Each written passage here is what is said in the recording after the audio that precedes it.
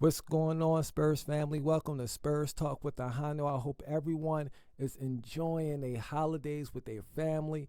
A whole lot of joy, a whole lot of peace, a whole lot of happiness, and a whole lot of blessings to anyone who's watching this across the nation and across the world, wherever you may be hearing or watching this. So today I want to talk about the current state of the Spurs, of course. It's been a underwhelming season thus far. It's been a very underwhelming season thus far. Now, did we come into the season think we're going to win a whole bunch of games? Not really. A lot of us didn't see that, right? A lot of us didn't see that. Some seen it, some others didn't. So it's we really don't know until the season start. But most people didn't think we was the playoff team. Okay, so but did we think it would be like this? This is quite underwhelming. So far this season, it's been underwhelming. We are underperforming. We performing worse than we did last season.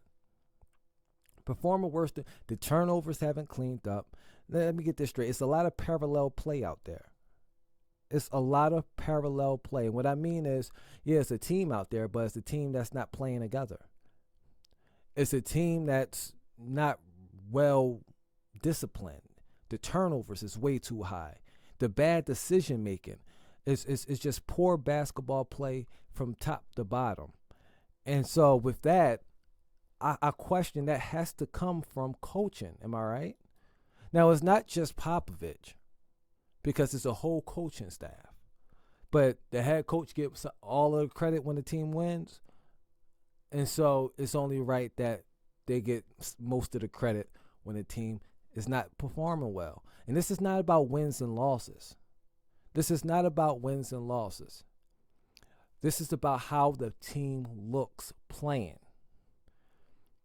It's no way that a Greg Popovich team should have 2 years straight with turnovers that's not being cleaned up.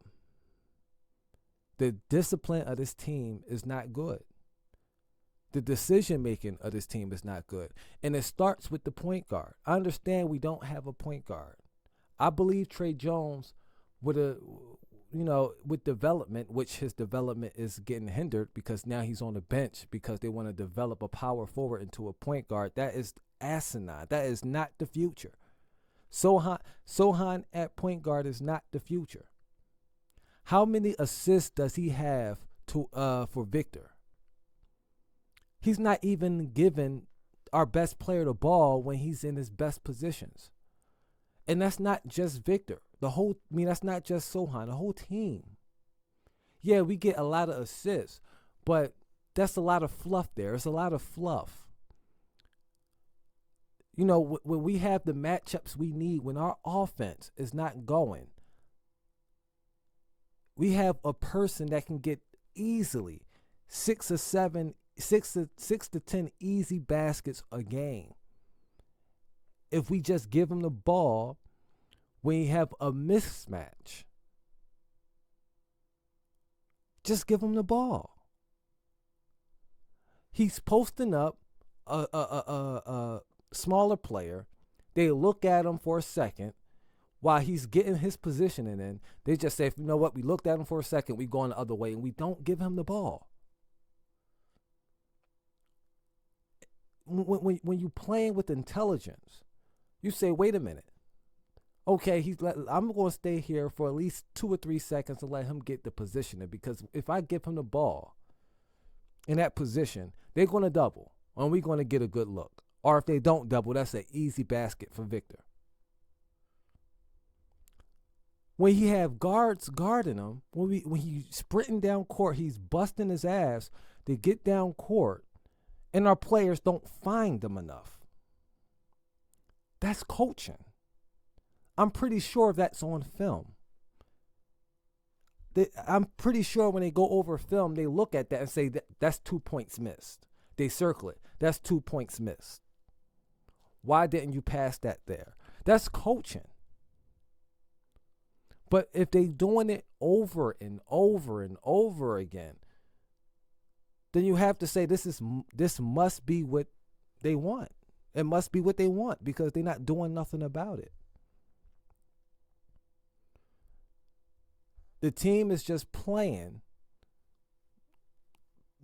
freely with no direction. That's what it looks like.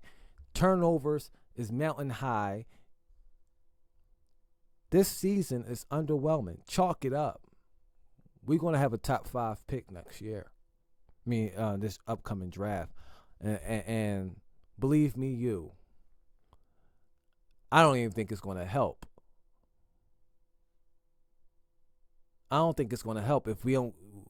It's nobody in that draft that's going to turn us into a juggernaut. What's going to turn us into a respectable team is correcting the errors that we make. Errors that's not even forced. Turnovers that's not even forced. Like I said, there's a whole lot of parallel play. There's a team look like a whole bunch of individuals. There's no way Sohan should be anywhere near the vocal point of our offense. He should be a defensive guy, a pick and roll guy, an energetic guy. He should be nowhere near initiating our offense. He should be nowhere near doing any of that type of work. What are you doing in the front office to make you think that Sohan is the guy you want? Yeah, that's the point guard of the future right there. You kidding me? Because if he's not the point guard of the future, why waste time? Why waste time if he's not the future point guard? It's clear he's not the future point guard. So why even do it? Are you losing games on purpose? Are you trying to get a high draft pick? Because it makes no sense. It's only hurting Sohan's game, and it's only hurting Trey Jones' development. So why do it? Sohan played better last year because he was in his position. You ain't doing Sohan any favors putting him out of position like that. And now you have the whole entire, fan base, not the entire fan base, but, a lot of people is saying, wait a minute, why Sohan's not passing the ball to Victor? Sohan shouldn't even be in that discussion of why he's not passing the ball to Victor. Because the ball shouldn't even be in his hands to be initiating any play anyway. Sohan should be more of a finisher, a spot-up shooter, and a defender at this point in his career. He shouldn't be anywhere near a point guard position. So it makes me question the coaching. The constant turnovers, the lack of discipline makes me question the coaching. What are you doing? What are y'all doing in the film room? What are you doing in practice? How are you disciplining players? A player's got to have discipline. They have to know that if I go into this game and I'm not playing well, then I will be taken out. It seems like we do substitutions based off load management. Okay, he played 6 minutes. Okay, get somebody else in the game. No. Coaching is if a person is not performing, it's time for him to sit out. I'm not trying to hear he's playing this many minutes this game and that many minutes this game. No. He's not performing. Take him out the game. Period. Stop substituting for minutes. We're not a championship team. We're trying to win. We're trying to develop. If a player already got, I'm going to be getting subbed out around this time. Yeah. Really doesn't matter if I turn the ball over 3 or 4 times straight. He's going to keep me in the game until it's time for me to get subbed out. Where's the discipline? That falls on the coaching staff. I put Popovich there because obviously the head coach get most of the credit when they win, so they deserve most of the credit when they lose. And this is a horrible, horrible start of the season.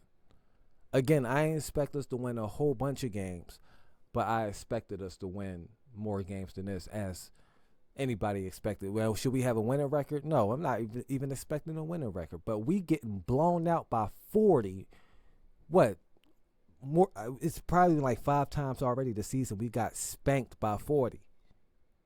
I mean, what is the record for an NBA season? How many teams lost by 40 in one season?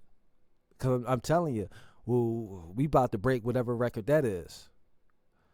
Because we just getting ran off the floor. Last night, or the other night, I mean, the second unit made it respectable, but it was garbage time. As Shannon Sharp said, that was empty calories. But they made it respectable. Because we was getting wiped out by 40. I think they was up 40 in that game. The Mavericks. And they not even a full squad. They had a lot of injuries. And they still was up 40. It's ridiculous. It's a lot. It's a lot we need to discuss. It's a lot of people need to start looking at. It's the coaching. The coaching is horrible. Now, they're not going to fire Popovich. Obviously, they shouldn't. I mean, the dude is respected. Again, he's the greatest coach of all time in my book. But just because you're the greatest coach of all time doesn't mean you don't get criticized for the decisions that's going on. And he should be criticized. That's all I have to say.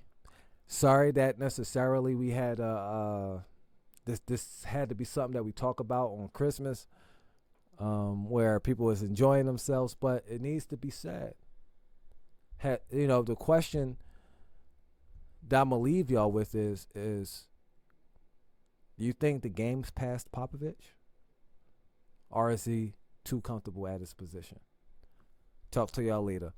Peace and blessings.